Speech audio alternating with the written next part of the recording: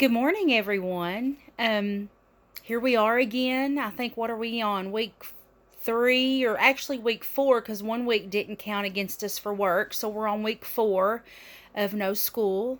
And actually, maybe even week 5 because of spring break. So we're 5 weeks out, and we're still at home and trying to stay safe and washing our hands. And I hope and pray that all of you are well, and that your families are well, and that your pets are well, and that you guys are doing okay out there.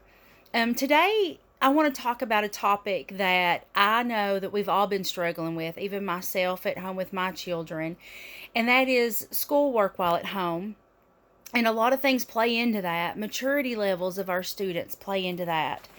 And I want to talk about some different stages. And I've got notes here, so I keep looking at my notes just to be sure that I stay on task and that I get everything in there. So I might read a little bit today off my notes, or I might talk directly to you like I am right now. But here we go. It says, as students mature, they gain more control. And that's anybody. And it says this means that their abilities also mature as they mature, and their focus also matures. So our older students are probably more focused than like our pre-K and kindergarten and first grade. So, like I said, a lot of things play into how we complete our schoolwork at home. So, something that we can do to help students focus better while doing schoolwork is to plan the situation. And I'm going to talk more about that in just a moment. But the first thing I want to do is talk to you about the different stages of maturity. And we see these stages in the elementary school absolutely completely. So stage 1 is this is the student with the least maturing. Self-control is an issue, and they also manipulate well. You know, those little ones, they know how to manipulate us and get what they want. They simply do not have control when it comes to their abilities. These are our pre-K through second and maybe even third graders. There are some third graders still struggling with this. So this is stage 1 of maturity. Next, we're going to talk about stage 2. I'm going to give you that information. So stage 2, this is when the student stops fighting and starts cooperating. They have learned to negotiate and communicate well, and at this point they can stay focused better, and this would apply to probably some second graders and third through fifth graders. We will see this. They know that this is a job they have to do. They get it done. They cooperate. They negotiate. Well, if I sit down and do this now, later can I have extra time to ride my bike, or can I have a special snack, or can we do something different? Can I pick out what we're having for dinner? You know, they know how to negotiate. Those are just some examples. Stage 3 is, and this is for our more mature kids. You might see some younger kids have this possibly, but these are for our older kids. You see this a lot more in high school and middle school, but we will have some third, fourth, and fifth graders that are able to do this. Here is where the student is responsible. They have learned what service means, and they gain empathy. They take initiative on their own. Here, parents can back off when it comes to schoolwork. The student has the maturity or motivation to do it themselves. We see this more, again, like I said, in the middle and the high schoolers, but there are several kids in the elementary that are capable of this and have this kind of maturity. So that's the stages of maturity. So I do want to talk about situational planning, and I have to do this at home. So some of the best things to do with situational planning is you don't send the student to do their work on their own. You don't say, okay, go to your bedroom, it's time to do your work. So they go to their bedroom, and what are they going to do? Watch TV, play video games, watch videos on YouTube. There are some students out there that are mature enough to be trusted to go to their room and do the work, but I have a third grader and he is not. Okay, if I tell him to go to his room and do his work, nothing would get done. There's Legos in there, there's a TV in there, there's his tablet. I mean, it would not get done. So we have to situational plan also at home. So some of the things that we do at home is, I have a 2-year-old also. She's wild, so we cannot do any work while she is present. So if she is here and not at the babysitter's or her grandmother's house, we have to Do it either between 12 and 3 when she's taking a nap and it's quiet, or at night after she's gone to bed. And usually that's around 7:30ish. So anytime after 7:30 is better for us. That's situational planning, because she has to have her nose in everything, and she is a screamer, and she loves to run, and she's wild. So we can't do it with a sibling around. Some other things that you can do is stay in the kitchen, go to the kitchen table, or another room in the house that has the least distractions. Make sure it is well lit. You don't want to be in a dark room. You want to be well lit to keep them awake.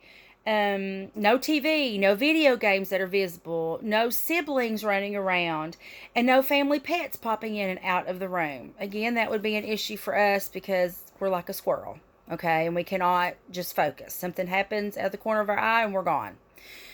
I know that some teachers voiced concerns about parents just sitting there next to the kid the whole time, and the kid not taking that initiative on their own to do the work. Now, I have to sit next to my kid often, okay? But I also found out that if I'm in the room and present, if my presence is there, it is taken more seriously. So that's something. You may not sit next to your 4th and 5th grader and some of your 3rd graders and go step by step and make sure they get it done. They are absolutely capable to log onto that computer, get in Google Classroom, and do that work themselves. But you might still need to stay in the room so they know, oh, she's serious. I have to do my work. This is something that I have to complete. So that's just something to think about. So situational planning is very important. The maturity of your student also lets you know what type of planning you need to do. Mine is a 3rd grader that I have to be very present. Absolutely no distractions. And I do have to sit next to. Now, he does the work himself, but I have to sit there so he knows that the focus is work and not anything else. No TV, well lit, all of those things. So parents, those are just some tips if you're still struggling, because this was a huge shock to all of our systems. And if you're still struggling with that's those tips that I can offer. Also, you can think of Miss Thompson's rule for the day. It is always work before you play. We don't always do that here. Sometimes we can't first thing in the morning. Okay, let's sit down and do your schoolwork first thing so you're done with it. Which if you have that opportunity, awesome. Do it. But sometimes I have to say, okay, at 2 o'clock today we're going to sit down. So I'm just letting you know right now. It's 9 o'clock in the morning, but at 2 o'clock is when you're going to get serious and sit down and do your work. When it's done, then you can play. So there's different variations to that rule that you can do for yourselves at home. But, when the kid knows you're serious and the student knows you're serious, then a lot of times they get serious as well. So if you're like me, you may not be able to complete the work first thing in the morning. So have a specific time set aside that works for your family.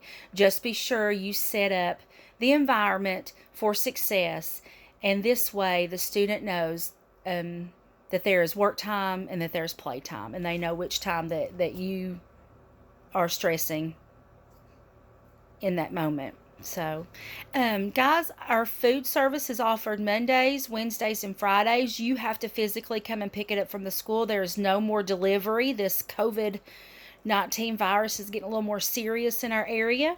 So, parents, you have to go to the school and you have to pick it up. I think at most schools it'll be sitting either outside safely, or they will take it out and drop it at a certain spot and you can pick it up. It's different at different schools how that works, but you have to come pick it up. So on Mondays, Wednesdays, and Fridays, you can be sure to get that. I know the Backpack Club is meeting today with the school board. I'm not sure where that meeting's going to go. I have a close friend that's on the board of the Backpack Club, so I got that information last night. They're meeting today. Don't know again how that meeting's going to go, but they are meeting about providing those services or not providing those services. So that's something to watch out for. I just want to say that I have missed all of my students. I miss those smiling faces. I miss those quirky little things I see in the hallway as I walk through and they don't realize an adult's there just yet, and the silliness and the hugs. and just getting to see you guys every day. It has really been hard as far as that goes, but we will, like our governor says, we will get through this, and we will.